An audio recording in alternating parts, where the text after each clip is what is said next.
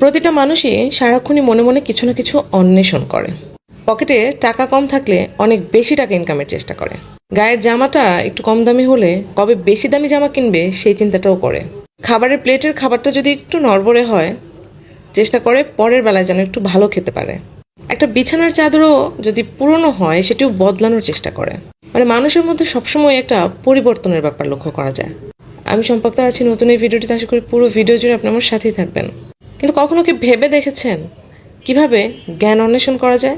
আপনার বাসার একটা জিনিস পুরনো হয়েছে, আপনি বাজারে গেলেই সেটি নতুন কিনতে পাবেন।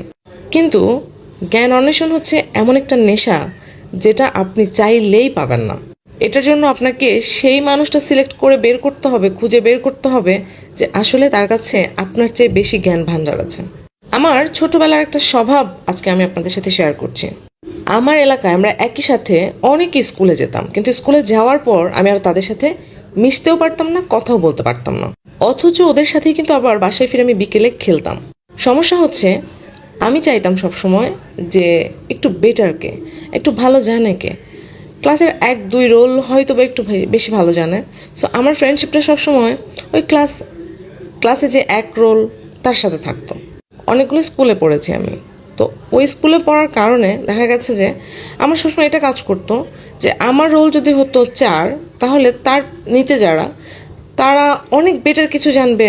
আমার কাছে এমন মনে হতো না, আমার কাছে মনে হতো যে 1, 2, 3 ওরা বেটার কিছু জানে। শুধুমাত্র আরেকটু বেটার কিছু জানবো জন্যই আমার এটাই চেষ্টা থাকতো যে যদি কখনো ফ্রেন্ডশিপ হয় ওর সাথে করবো, আদারওয়াইজ করবোই না। আমার সবচেয়ে বড় সমস্যা হচ্ছে আমি সবার সাথে কথা বলতে পারি না। যার মধ্যে মেধার একটা আভাস আমি পাই না, আমি তার সাথে জীবনেও কথা বলি না, কথা বাড়াতে পারি না, হেসে উড়াই দিই বা একটু ফান করি। কিন্তু তার সাথে একদম লেপ্টে থাকতে হবে বা তার সাথে আমার সময় নষ্ট করতে হবে, এটা আমি কখনোই করতে পারতাম না।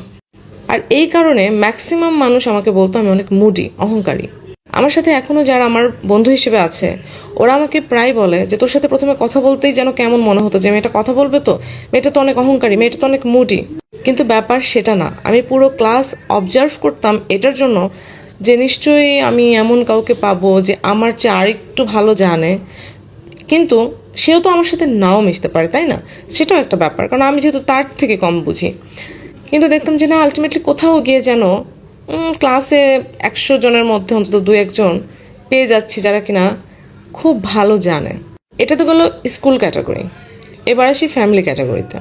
আমার আত্মীয় স্বজনের মধ্যে আমার সবচেয়ে বেশি সখ্যতা থাকতো যাদের সাথে কেউ কথা বলতে ভয় পায়, যারা কিনা পলিটিক্যাল লিডার, যারা কিনা ডক্টর, ইঞ্জিনিয়ার, যারা কিনা প্রচুর জ্ঞান বুদ্ধি রাখে সমাজে চলতে গিয়ে, যাদের সাথে হাজার হাজার মানুষের উঠা বসা।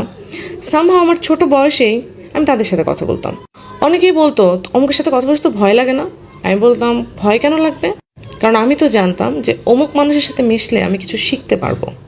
কেন যেন যার ব্রেন নাই সেরকম মানুষ আসলে আমার ভেতর থেকে কেন যেন টানে না, কারণ আমি সবসময় কিছু না কিছু শেখার চেষ্টা করি। আর শিখতে গেলে আমার ভুলগুলো একজন ব্রেনই মানুষই ধরতে পারবে, আর আমি তার কাছ থেকে অবভিয়াসলি কিছু শিখতে পারবো, সেই প্রত্যাশা রেখে আমি কথা বলি। আমি হয়তো ভিডিও ক্যামেরাতে অনেক কথা বলি, কিন্তু আমার অনেক কথার পেছনের একজন কারিগর আছে। সে হচ্ছে আমার হাজব্যান্ড, যিনি আমাকে নানানভাবে ক্লু দেন বা আমার মিস্টেকগুলো আমাকে বলে দেন। আমাকে সংশোধন করার মতো সে ছাড়া আসলে কেউ নাইও। আমার ফুপা ছিলেন, মানে আমার ছোট ফুপা ছিলেন দুর্দান্ত মেধাবী। আমার ফুপা আমাকে একদিন বলতেছিল যে আমি রাজনৈতিক কেরিয়ার বা আমার চারপাশে এত হাজার হাজার মানুষের সাথে আমি চলি, কিন্তু তোর সাথে এত ছোট মানুষ তোর সাথে কথা বললেও মনে হয় যে না, আমি একজন আমার মতো বয়সী কারোর সাথে কথা বলছি। আল্লাহ প্রদত্ত একটা ব্যাপার আছে, সেটা হচ্ছে এই যে ছোটবেলা থেকে যে আগ্রহটা যে আমাকে ওই ব্যাপারটা জানতে হবে, ওই ব্যাপারটা জানতে হবে, এটার ভিতরে কি আছে, এই যে মনের মধ্যে প্রশ্ন এবং সেগুলোর উত্তর খোঁজার চেষ্টা এবং সেই উত্তর খুঁজতে গিয়ে মেধাবী মানুষ খুঁজে বের করা, এটা আমার ছোটবেলার একটা নেশা। আমি এখনও বলবো আমি জীবনে খুবই অল্প জানি।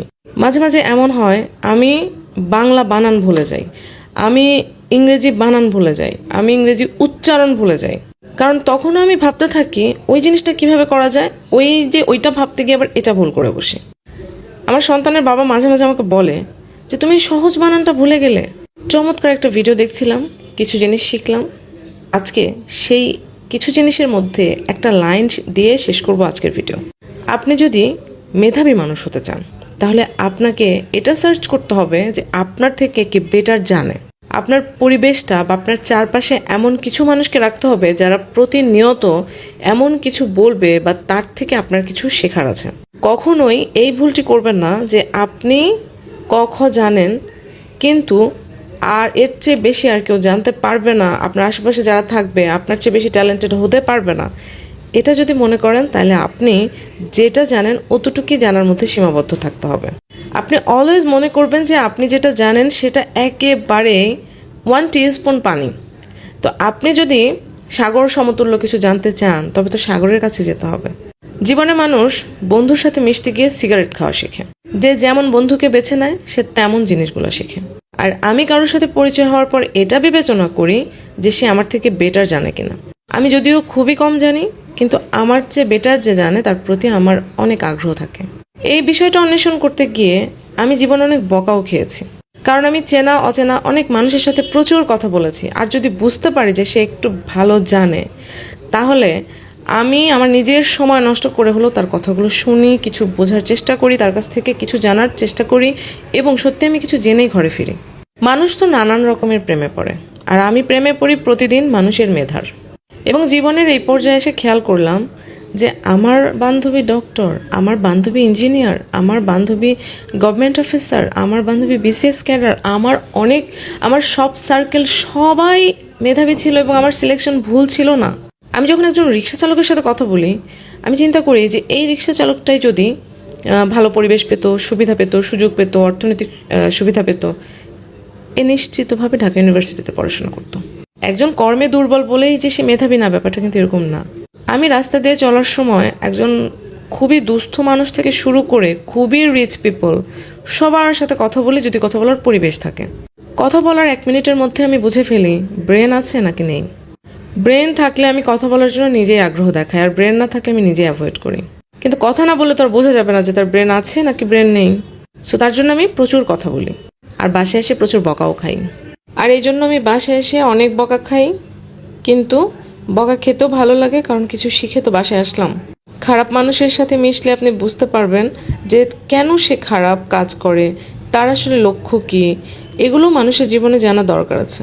সারা জীবন শুধু ভালো মানুষের সাথে মিশবেন আর ভালোটাই শিখবেন, জীবনের প্রয়োজনে যদি কখনো খারাপ কিছু সিচুয়েশন আপনার সামনে চলে আসে তখন আপনি এটাই তো জানতে পারবেন না যে খারাপকে কিভাবে কন্ট্রোল করতে হয়।